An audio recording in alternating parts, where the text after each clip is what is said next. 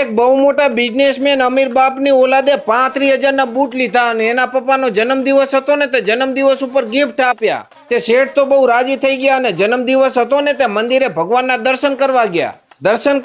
પણ શેઠનો જીવ હવે આ 35,000ના બૂટમાં પડ્યો. એમને એમ કે જો બૂટ હું મંદિરની બારે કાઢી અને ભગવાનના દર્શન કરવા જઈશ ને મારા બૂટ કોક ચોરી જશે તો.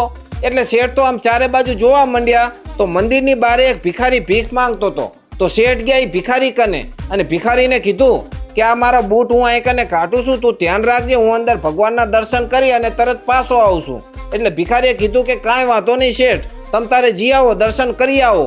અને શેઠ તો ગયા મંદિરમાં ભગવાનની સામે ઉભા રહ્યા ને બે હાથ જોડ્યા ને આંખું બંધ કરીને. એટલે શેઠને મનમાં વિચાર આવ્યો.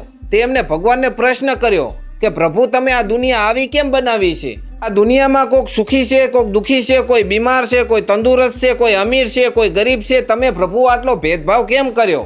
એક હું છું કે મારા જન્મદિવસ ઉપર મારા દીકરાએ મને 35,000ના બૂટ ભેટમાં આપ્યા અને એ બૂટ હું જ્યાં કાઢીને આવ્યો છું ને અહીંયા ઓલો ગરીબ ભિખારી છે કે એ પોતાનું પેટ ભરવા માટે એને ભીખ માંગવી પડે છે.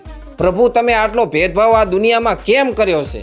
શેઠ ભગવાનને આવો મનમાં પ્રશ્ન કરે છે ને પછી પોતે મનમાં વિચારે છે કે સામે તો પથ્થરની મૂર્તિ છે, એ તો કાંઈ જવાબ દેવાની નથી. જેવી ભગવાનની લીલા, ભગવાને જેવી દુનિયા બનાવી હોય એવી. પણ આજ મારો જન્મદિવસ છે તો હું ઓલા ગરીબ ભિખારીની મદદ કરીશ. અને શેઠ એવો નિર્ણય કરી અને ભગવાનના દર્શન કરીને મંદિરની બહાર નીકળ્યા. જ્યાં ભિખારી બેઠો તો અહીંયા કને ગયા અને અહીંયા જોયું ને તો અહીંયા કને નહીં ભિખારી કે નહીં શેઠના બૂટ. અને શેઠ તો ગોટાળે ચડ્યા હો, અહીંથી અહીં ફાફા મારવા માંડ્યા. પણ ના એમને ભિખારી જડ્યો કે ના એમના બૂટ જડ્યા. શેઠ તો અરવાણા ગાડીમાં બેસી ગયા અને ગાડી થઈ હાલતી અને ગાડી આમ આગળ જતી હતી ને તો શેઠની નજર ફૂટપાથ ઉપર ઉભેલા એક ફેરિયા ઉપર પડી અને શેઠ ગાડીમાંથી ઉતર્યાની ફેરિયા કને ગયા. તો ફેરિયાની રેકડીમાં એ શેઠના બૂટ પડ્યા હતા. એટલે શેઠે ફેરિયાને પૂછ્યું કે તારી રેકડીમાં બૂટ ક્યાંથી આવ્યા? મારા બૂટ છે. એટલે ઓલા ફેરિયાએ કીધું કે અત્યારે એક ભિખારી મને આ બૂટ 500 રૂપિયામાં વેચીને ગયો અને તમારે જો શેઠ આ બૂટ લેવા હોય ને તો હું આના 1000 રૂપિયા લઈશ. એટલે શેઠે એને 1000 રૂપિયા આપ્યા અને બૂટ લઈ લીધા.